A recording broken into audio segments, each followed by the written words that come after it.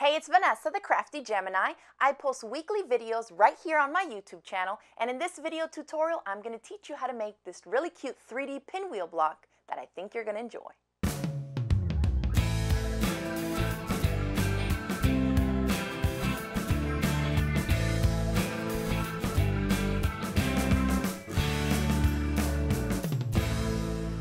Alright, so let's jump into making our 3D pinwheel block. Let me show you here what it looks like. And it's real simple actually to make because I'm not going to need any rulers or any rotary cutters because I'm using pre-cuts. And here's what I'm going to be using. These are little 5" by 5" charm squares, they're usually called. And they come in all kinds of different fabric and print collections, or you can also get them in solids like I have here. So basically to make one block, you're going to need 16 of these, because you're going to need 2 here. Actually, we'll need 8. I counted 16 because I made 2 blocks, but depending on what type of project you're going to make, you'll decide on how many you need. So let's just work on one block for right now.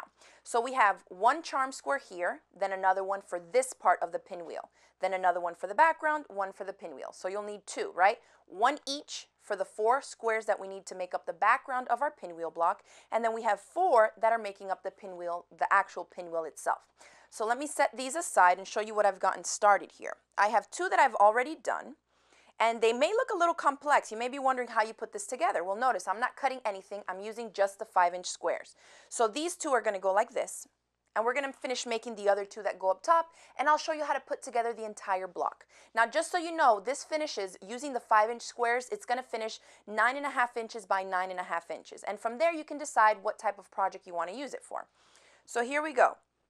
I have 4 squares. These 2 lighter colors here with more of the white on the background are going to be my background squares. And then this more reddish color is going to be the part that makes up the pinwheel. So I've done that here with these because I kind of want the pinwheel to be red. Okay? So let's start. We're going to take 2 of our 5" squares, and now we're going to lay them pretty sides of the fabrics touching. So just like this.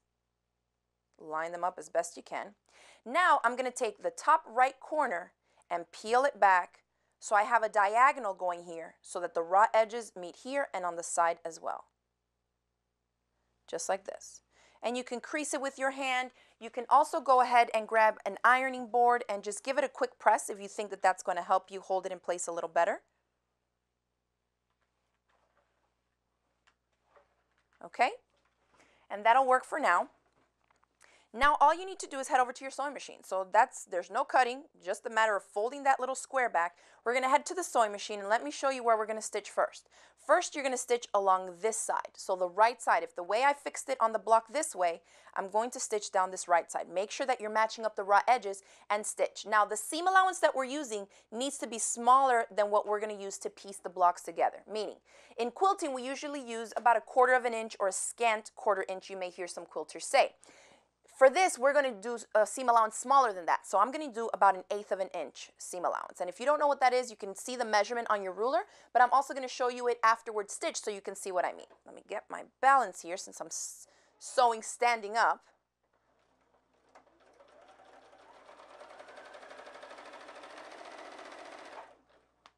Okay?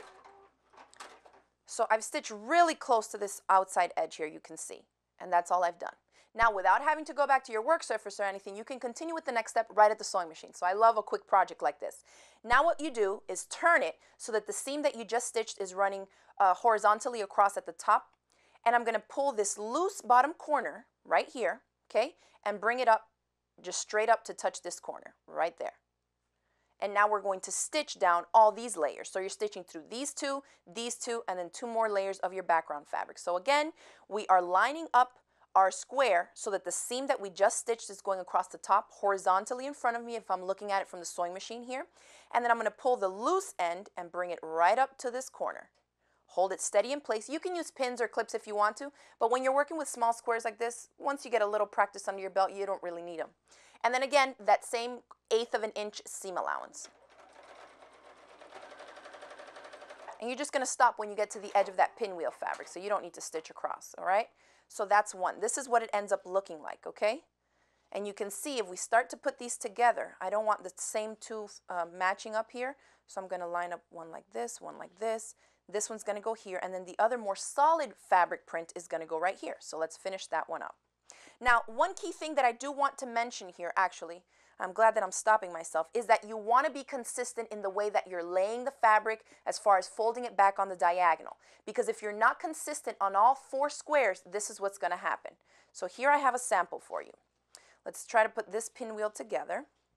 And you can see 3 of them match. They're going right in the circular motion that the pinwheel goes. But this one should have this arrow going this way. And look what happens if I set it up this way. This is wrong. You know, it should be more like this, but with the fabric facing that way. And that's because I did these 3 in the same way that I'm showing you all here, and this one I did it opposite. So you can see if you are not consistent, no matter which way you try to do it, it's not going to match up with the rest of them. You see, that doesn't work, okay? So keep that in mind. So I think your best bet is to follow the same orientation that I'm showing you here in the video, and that is put your background fabric down, lay the fabric that's going to be the pinwheel portion of it on top, pretty sides touching. We fold the top right corner back. Make sure you're orienting it and not just grabbing the left to the right. If you are going to do this side, then make sure that you do it that same way for all of them. As long as you're consistent, it will turn out. So let's peel this corner back and fold it on that diagonal. You can crease it with your finger, or like I said before, just hit it with your iron. Head over to the sewing machine. And so from where it's folded here, this bottom edge is the first seam that I'm going to sew. So let's turn it. 1/8 of an inch seam allowance again, real close to that outside edge.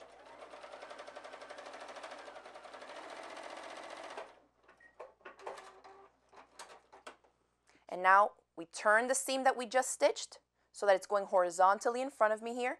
I pull the bottom corner up to the top corner here. And as long as you do it that same way every time, they'll work out nicely for you.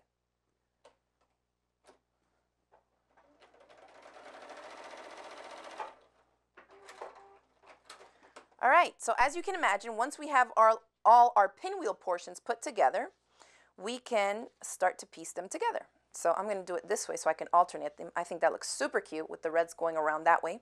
And now you're just going to piece them together like you would your patchwork, right? And imagine these are individual block units, which is now what we've created. We're going to piece these 2 together. And so the importance of stitching that 1/8 of an inch seam allowance is that now I'm going to go back and use my traditional quilting seam allowance, which is 1/4 of an inch. And because that seam that we first did to sew down the pinwheel is smaller than this one, it's going to get caught up in there and you won't see it. So let me stitch these 2 together, just like I would any other patchwork in a quilt project. And now you can use your 1/4 inch seam.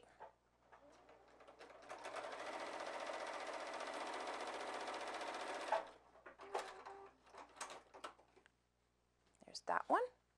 Then I'll sew the bottom 2 together, and then we'll put them together along that horizontal seam and end up with a finished quilt block.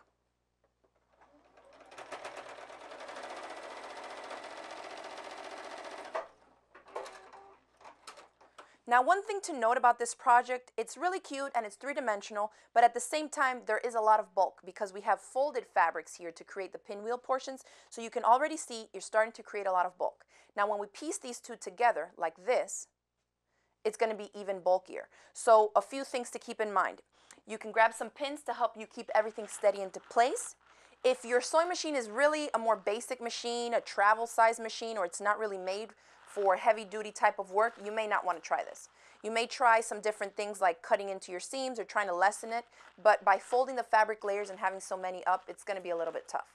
So one thing I would recommend is, if you want to try it on your machine, stitch slowly, put a brand new needle in there, a sharp one that's like a 90-14 size at least, and go slow over the seam allowances, right? So for here, one thing I do want to make sure of is that I have these seam allowances going in opposite directions. So this one I'm going to push to my right side, and the one on the underside I'm going to push to my left. Because if I turn them both in the same direction, there's going to be way too much bulk. So spread it out so you can even some of that out. It'll be a little bit easier to piece. So let's stitch these together.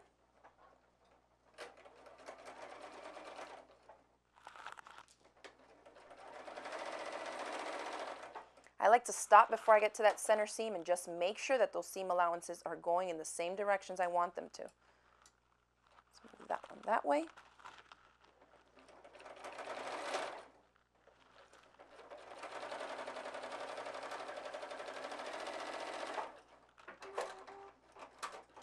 All right, at this point, I'm going to bring my ironing board over so I can show you what I like to do a little bit just to get rid of some of that bulk.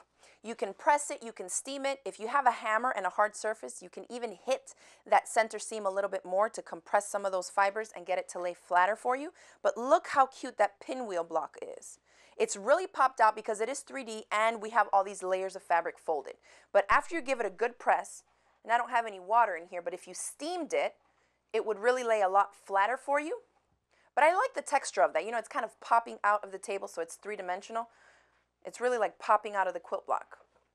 But it's a real simple project. I mean, if you use the pre-cuts already, you don't even have to do any cutting or measuring, okay? So here is our finished block. So let me line it up with a few others that I did, just to give you some ideas for projects that you may want to use something like this in.